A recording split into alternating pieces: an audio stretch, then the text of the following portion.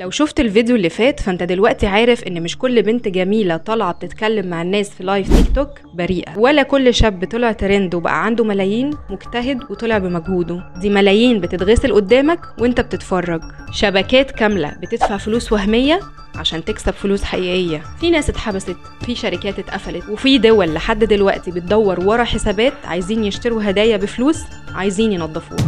بس قبل ما اقولك الاسماء والتفاصيل عايز اسالك سؤال، انت متاكد وانت بتتفرج انك مش جزء من اللعبه دي؟ لو مستعد تسمع الحقيقه فانت محتاج تشوف الحلقه اللي فاتت لو ما شفتهاش عشان تفهم اصل الحكايه، وعشان تعرف الاسماء اللي هنتكلم عليها النهارده وتفهم اللي محدش عايزك تعرفه. لاني النهارده مش هقف عند الكلام النظري، انا جايبالك قصص حقيقيه واسماء اتحبست وشركات اتقفلت، وجايه اقولك ازاي الشبكات دي بتشتغل بالظبط وازاي تقدر تحمي نفسك منها قبل ما تبقى شريك في غسيل ملايين وانت مش حاسس.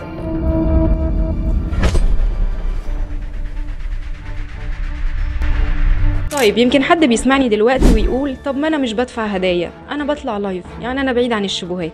الحقيقه انه لا، لان النظام ده معقد جدا. في ستريمر بيبقى ضحيه او شريك غصب عنه. ازاي؟ ببساطه في ناس كتير بتبدا لايفات بريئه، شاب بيغني، بنت عندها موهبه، يفتح لايف يتكلم مع المتابعين، يقدم موهبته، يلاقي الهدايا نازله عليه زي المطر، يفرح ويشكر الناس والناس كلها مبسوطه. بس السؤال مين اللي بيبعت الهدايا دي اصلا؟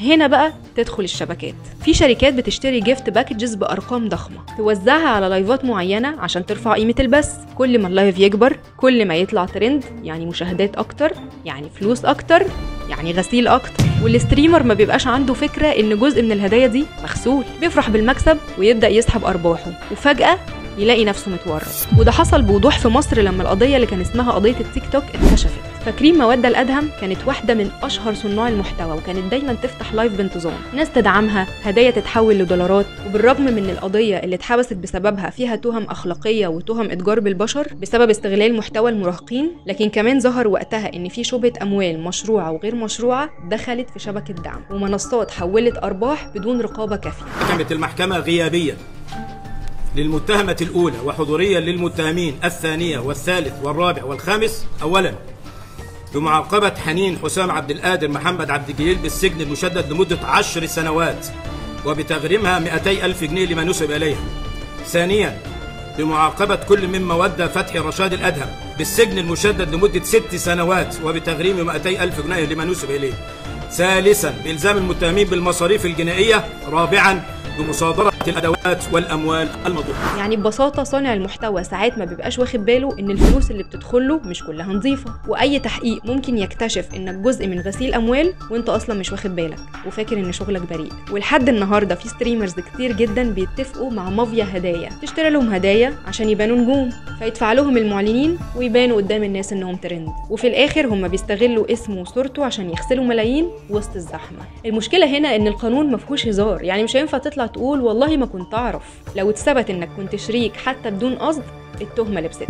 عشان كده مهم جدا أي حد بيشتغل محتوى يعرف مصدر الفلوس، يعرف مين اللي بيدعمه، ويتأكد إن أرباحه بتيجي من متابعين حقيقيين مش شبكات مشبوهة، لأن دقيقة لايف بريئة ممكن تتحول لقضية غسيل أموال وإنت مش واخد بالك.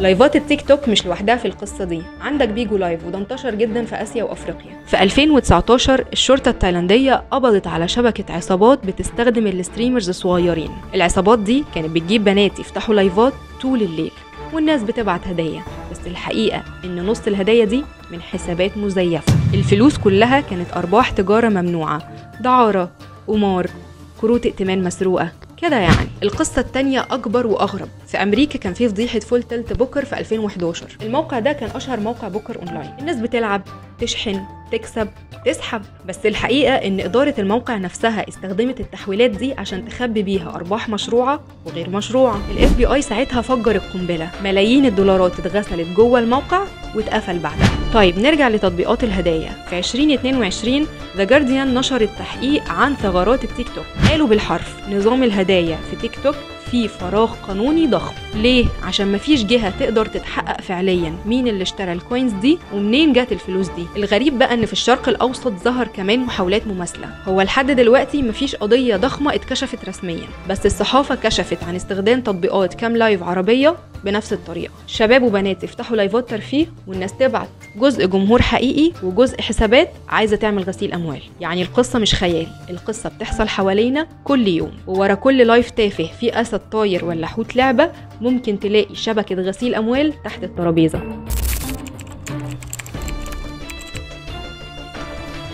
طيب دلوقتي هتقولي طب انا اعمل ايه؟ عشان تبقى في الامان في شويه خطوات بسيطه لكن صدقني هتفرق. اول حاجه لو انت مشاهد ما تبعتش هدايا عشوائي لاي حد، اسال نفسك الشخص ده بيقدم محتوى وموهبه بجد ولا لايفات فاضيه عشان يلم هدايا؟ تاني حاجه لو انت صانع محتوى لازم تعرف مصدر هداياك، تابع الاحصائيات عندك، شوف مين بيبعت لك اكبر هدايا، لو في حسابات جديده ارقامها غريبه صورها مزيفه خليك حذر، مفيش حد بيوزع الاف الدولارات ببلاش. تالت حاجه ما تسمحش لشركه او شخص غريب يدير لك لايفاتك او يدخل يجيب لك متابعين او دعم حقيقي او مشتركين، دي اشهر طريقه الشبكات بتستغل بيها صناع المحتوى، يحولوك لاداه غسيل من غير ما تحس. رابع حاجه لو ارباحك كبيره اتاكد انك موثقها قانونيا، عندك سجل تجاري، بتدفع ضرايبك، بتصرف ارباحك من حساب معروف، كل خطوه بتحميك لو حد قرر يحقق معاك في مصدر الفلوس. خامس حاجه اتعلم تقول لا، مش كل هدية أو عقد رعاية تقبله، شهرتك مش هتروح لو رفضت فلوس مش واضحة، بالعكس انت بتحمي نفسك وبتحمي جمهورك. واعرف ان في دول دلوقتي بدأت تطبق قوانين بتجرم صناع المحتوى اللي بيثبت ان أرباحهم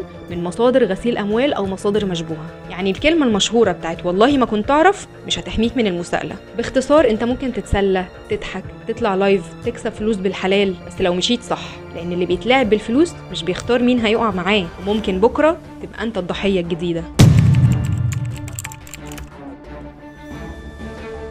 الفلوس اللي بتتشحن في اللايف ممكن تكون هدية فعلا من معجب، وممكن تكون خطة مافيا. اللي بيضحك ويهزر ويقول ادعموني ممكن يكون مش عارف ان اسمه بيتكتب جوه شبكة اكبر منه، واللي بيتفرج ممكن يفتكر ان دعم بسيط مش هيعمل حاجة، بس الحقيقة ان كل هدية في اللايف ممكن تكون تذكرة لغسيل ملايين وانت جزء منها. يمكن انت شايف ان الموضوع بعيد عنك، بس صدقني لعبة الفلوس السهلة عمرك ما هتبقى بعيد عنها طول ما انت بتتجاهلها. الموضوع مش تيك توك بس، نفس الفكرة بتتكرر في ابليكيشنز مراهنات، لايفات، ألعاب أونلاين، وأي مكان بيتحول فيه الوقت لفلوس. الرسالة هنا بسيطة، كل واحد فينا لازم يسأل نفسه أنا بدعم مين وليه؟ مصدر الفلوس ده جاي منين؟ وأنا كشخص جزء من ايه؟ لان اللحظه اللي هتقول فيها انا مش فارق معايا هي اللحظه اللي ممكن تتحول فيها لاسم جوه قضيه غسيل اموال وانت مش عارف. قولولي بقى في الكومنتات، عمرك شكيت قبل كده في لايف شفت فيه هدايا بمبالغ ضخمه؟ عمرك فكرت انك ممكن تكون جزء في لعبه غسيل فلوس وانت مش واخد بالك؟ واكتبولي كمان تحبوا نحكي في ايه الفيديو اللي جاي، لان قصه الفلوس الملوثه واللايفات الغريبه لسه ما خلصتش. متنساش تعمل لايك وسبسكرايب، تكتب كومنت، تفعل الجرس وتتابع كل جديد. اشوفكم الحلقه الجايه وخليكم واعيين.